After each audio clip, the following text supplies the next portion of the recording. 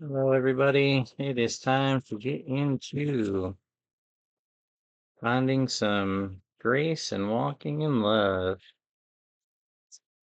All right. And this one is titled, While You're Figuring Out What God's Plan Is for Your Life, Just Go Love Everybody. That's the plan. As God's chosen people, holy and dearly loved, clothe yourselves with compassion, kindness, humility, gentleness, and patience. And that comes from Colossians chapter 3, verse 12. You know what's delightful? Pushing up with someone in their 50s or 60s and finding out they're making an enormous career change. It reminds me we can always change and grow. We tend to leave the risks and big life changes to college students or young professionals as if skinny jeans were the gatekeeper. The problem is this: most of us spend our whole lives trying to figure out what we're supposed to do with them. At some point, we thought we had found our callings, so we ran towards them. Then we rethink whether we'd be better off using our gifts to serve in business instead of ministry, or as a social worker instead of a dentist, or as a Disney greeter instead of a banker. Because we're given so many options and opportunities, it's easy to spend so much time trying to find the ideal career that we miss in our life. What comes from a good place doesn't always lead us to a good place. We all want to use all our gifts. That's a good thing. There's nothing wrong with taking time to figure out the path that complements your ambitions and capabilities. We get into trouble when we become more concerned with all the potential paths we could take than we are able with the people right in front of us.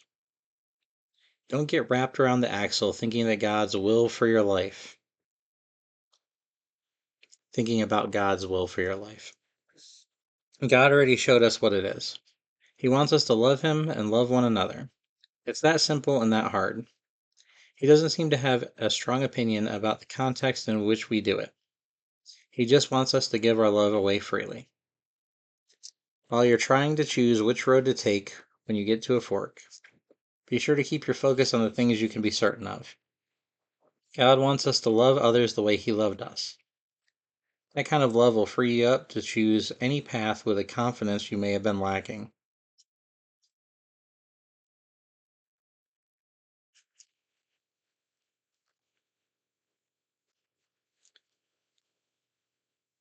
I'm at an interesting point in my life here where I guess I'm kind of middle aged. So it sounds like this was more written by somebody a bit older. But I do enjoy whenever I do meet somebody older and they're telling me about, some cool thing they found out, whether it be like a new game or they have a new hobby. It's really cool to watch someone who's, just experienced life to the point where everything can kind of become routine, kind of wake up and get excited and see, you know, this wonderful opportunity in front of them.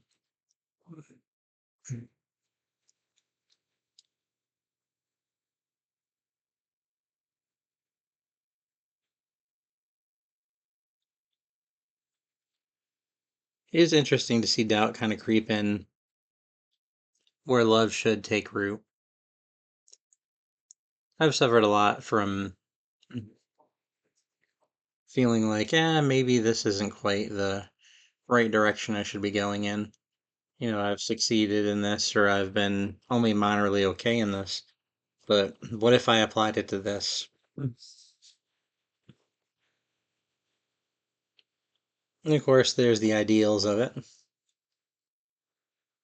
This as a series may not necessarily be for everybody. It may be hard for some people to kind of watch along with, and that's okay. I don't mind it. This is about a journey about kind of growing together and kind of recording my growth and really making myself take this to the point where I don't essentially just read it and say, "Okay, yeah, I got it. I've learned this lesson before." really make sure I'm digging into it and getting the full experience I can out of each day and spending this time with the Lord. This is where I sit down and, theoretically, or I guess kind of as an example, this is where I sit down and I receive my portion from the Lord. I sit down with an open plate and I say, Lord, this is where I want to receive my daily provision of love, my daily provision of wisdom, my daily provision of peace.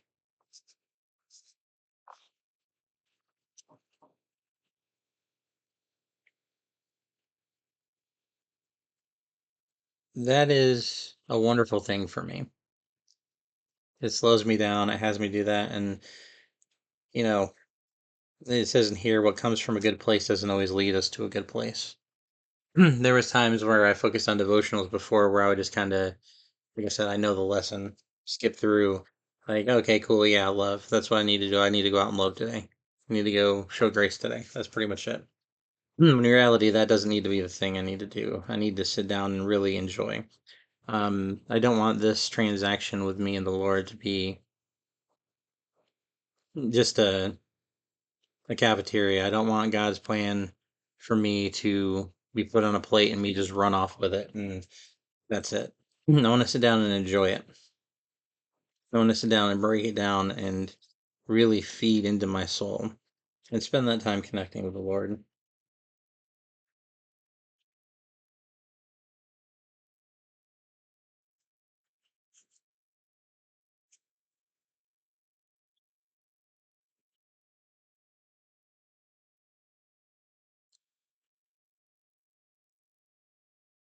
I think a lot of people too get wrapped up in this. What is God's will for my life? What am I supposed to be doing? W- how do I do it today? How do I do it today? How do I do it today? God does want us to just love Him and love one another. It's simple, yet it is hard. But whenever He's talking about this, other than maybe in the fellowship, He's not giving us context of how to do it. He's not telling us, okay, on January 10th, you're going to sit down with this person and you are going to talk to them about this specific subject and you're going to lead them on this path and you're going to say, this is what you need to do this and overcome this. That wouldn't be love. God can help them do that on their own. The real joy that comes with that is the connection that you make with that person that you sit down in front of and you speak with. And they say at the end of it, you know what? That person really is a beacon of the Lord. I know I can come to them every time I need something. Just anytime I know my eyes aren't on the Lord, I can go and turn them back to Him. And if for some odd reason I can't do it myself, my friend can spur me on. And that can happen with almost anyone. I've been receiving a lot of hate for the hat that I wear, but I've also been receiving a lot of love for the hat that I wear. It's a simple hat. It just says Jesus, the way, the truth, the life. And those moments of love are really awesome to see. Um, Surprisingly, one of them actually came from a non-believer. I had seen somebody who was talking to scammers and trying to buy a bunch of gift cards, and the store that I was at had a limit of how much they could spend a day on the same type of gift card. So I stepped up and I told her just simply, hey, this is a scam. They're telling you to say that, they're your sons and all that stuff. But in reality, this is just a scam? Did they show you that they had deposited money into your bank account? And I could see the realization flash in her eyes, but I could also see that, um, like, I could almost see that she was, like, afraid to admit that she was wrong.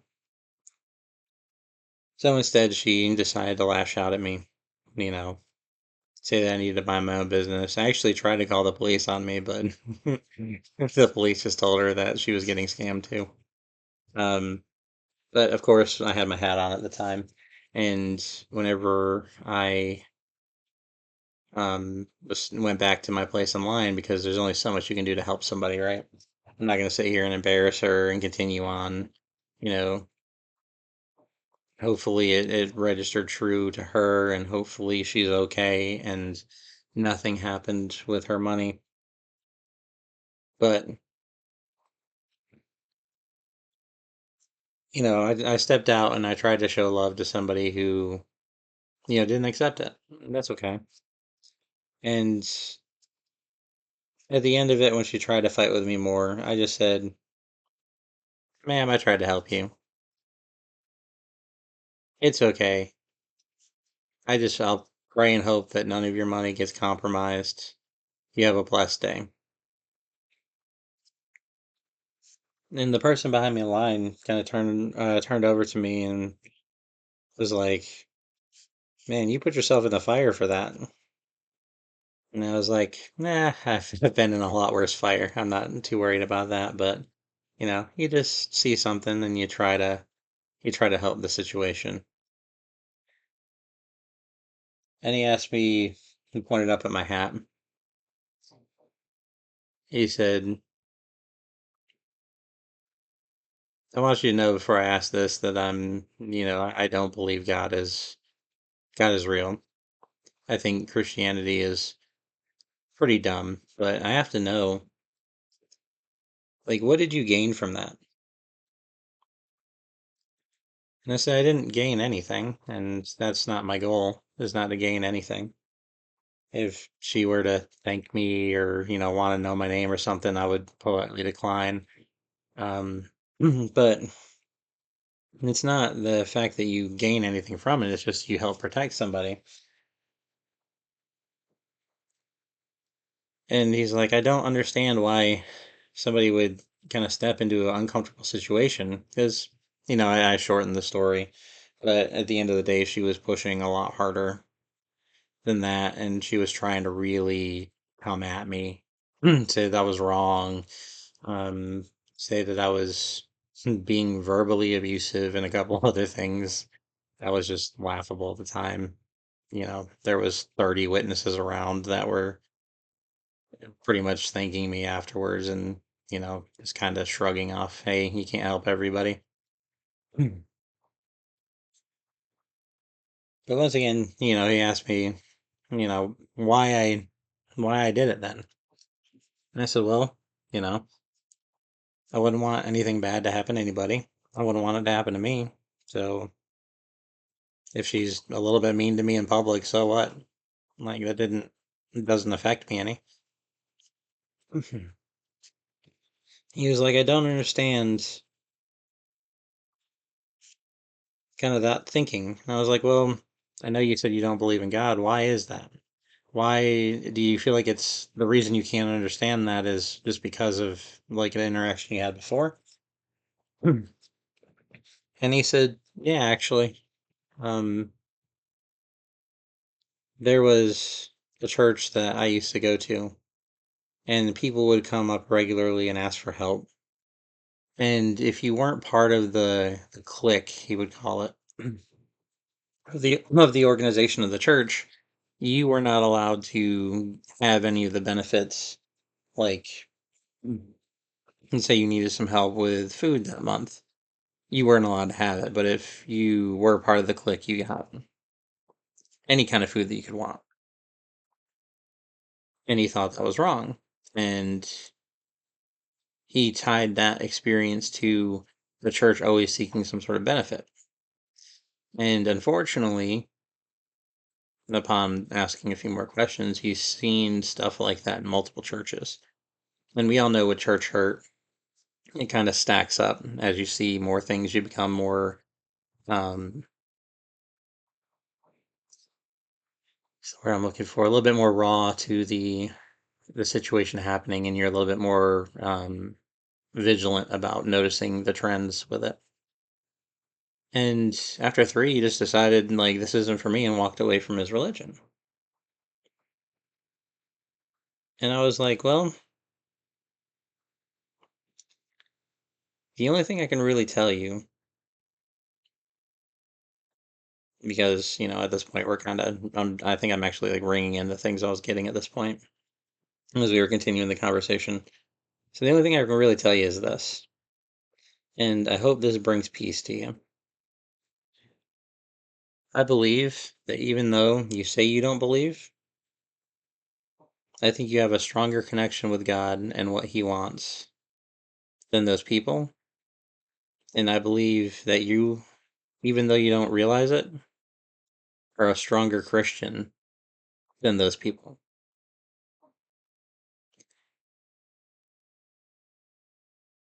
And just a light bulb went off. Like I could almost see it in his face where the light bulb just kind of went off. And he was like, you know what? I think you're right.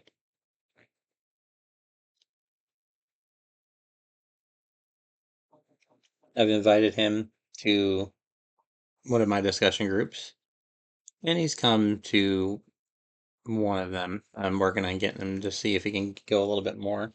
But it was good to see kind of that process play out. And my response there, I feel, was very loving. I didn't condemn anybody. I just said I believe that you're a stronger Christian than they were.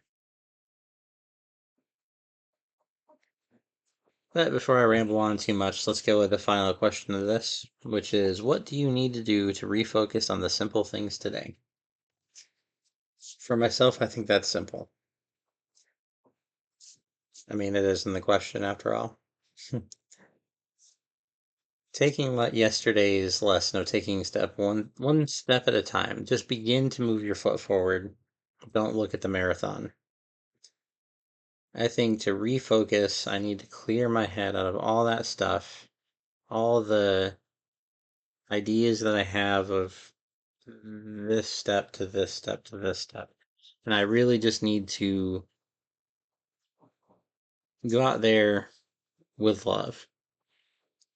Treat everything I can with a loving mindset, just like I did with that. And I believe I'll be able to focus on the things that need to be focused on.